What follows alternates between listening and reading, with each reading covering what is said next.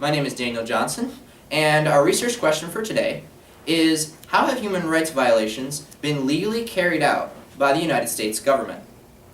This is a presentation I did in front of City Council while asking them to nullify certain sections of the National Defense Authorization Act. Here is the presentation. A major problem with the presidential system style of democracy is that it tends to venture down the path of creeping authoritarianism. The best example of which is Peruvian President Alberto Fujimori, who, although there was a constitutional provision limiting the number of terms a president could have to two, ran for re-election and declared himself winner of a third term. U.S. presidents, most notably George W. Bush, have given themselves more and more power as the citizenry has become more and more complacent. This is especially prevalent in the area of so-called national security. The problem needs to be examined because many citizens of the United States of America believe they are living in the land of the free and the home of the brave. Even though the United States has traditionally offered the most freedoms, liberties, and rights of any nation on earth, it has in recent years passed policy that restricts those freedoms. Since many Americans are unaware of this policy shift, it is important to examine how the trend toward authoritarianism, legalization of human rights violations, and human rights violations in the interest of national security affect U.S. citizens. This major trend seems to have started with the Sedition Act of 1918, which added a broader range of offenses, notably speech and the expression of opinion that cast government or the war effort in a negative light, to the list of things that could land one in prison. There was even a campaign by Attorney General A. Mitchell Palmer to enforce a peacetime version of the Sedition Act, which would have been much like the National Defense Authorization Act in place today. The next major shift toward national security in the United States came during the McCarthy era, when the Red Scare rocked the nation. The McCarran Internal Security Act of 1950 placed restrictions on several civil liberties, the most dangerous of which was a provision that gave the President authority during times of internal security emergency to apprehend and detain each person as to whom there is a reasonable ground to believe that such person probably will engage in, or probably will conspire to engage in, acts of espionage or sabotage.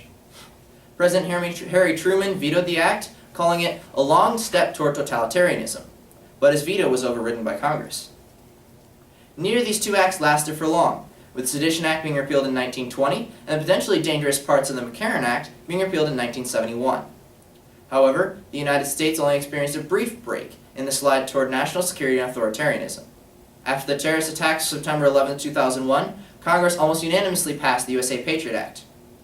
This is an interesting name for a bill that gives the U.S. government the authority to monitor the private communications and execute search warrants on anyone that is considered a suspected terrorist. On December 31, 2011, President Obama signed a new law, the National Defense Authorization Act for fiscal year 2012. The National Defense Authorization Act, or NDAA, is usually a law passed as a formality. It provides funding for the United States Armed Forces and has been passed every year under several names since the U.S. started funding its military through Congress. The NDAA for fiscal year 2012 has some dangerous provisions, however, in sections 1021 and 1022 on counterterrorism. According to Senator Rand Paul, Representative Ron Paul, Representative Justin Amash, the American Civil Liberties Union, Oath Keepers, the Occupy Wall Street movement, and even the world's leading human rights group, Amnesty International, the NDAA of fiscal year 2012 allows for the indefinite detention of American citizens without charge or the guarantee of a trial. This conclusion is easily drawn after looking closely at the text of sections 1021 and 1022. The text in those provisions gives the President authoritarian powers to arrest anyone that is considered a suspected terrorist. This is defined by the extremely vague belligerent acts, and several documents the FBI has released that define what makes someone a suspected terrorist. These definitions include having strange odors and blaming the government for your perceived problems. Since it allows the government to arrest anyone that is a suspected terrorist, the 2012 NDAA ignores several key parts of the U.S. Constitution and the Bill of Rights. Because the NDAA denies a guaranteed trial for suspected terrorists and does not guarantee them the ability to seek a writ of habeas corpus, it violates the U.S. Constitution. Because the FBI further defines making suspicious comments as a terrorist act, and the NDAA authorizes U.S. Armed Forces to search and seize a person's possession or the person themselves and does not guarantee a suspected terrorist the right to a lawyer, it violates the Bill of Rights.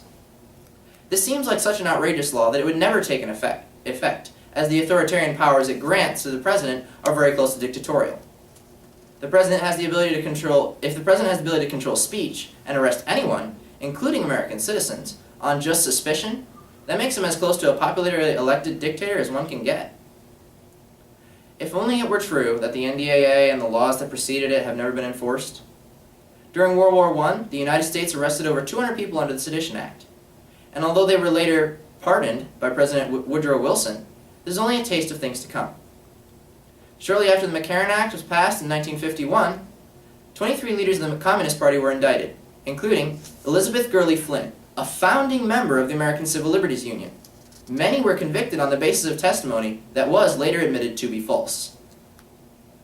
After parts of the McCarran Act were repealed in the early 1970s, the public began to turn again against arresting anyone without trial, even if they were radicals.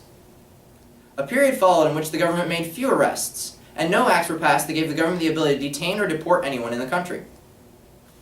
After September 11, 2001, however, this all changed. The 9/11 attacks gave the U.S. government the ability to pass the USA Patriot Act, for the first time in history, giving the government the ability to spy on the private communications of American citizens, and even gave them the ability to arrest anyone suspected of terrorism. This was best illustrated in the case of 16-year-old Ashton Lundaby of Granville County, South Carolina. On February 15, 2009, armed FBI agents and law enforcement officers invaded Ashton's home on reports of bomb threats being made from his IP address.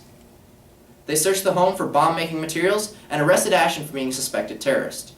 His mother, Annette Lundaby, has made multiple calls to officials, but because a federal judge issued a gag order, neither the FBI nor the U.S. Attorney in Indiana can comment on the case. According to the government, since this case falls under the Patriot Act, the usual rights, such as a right to a trial, a phone call, and an impartial jury, do not apply.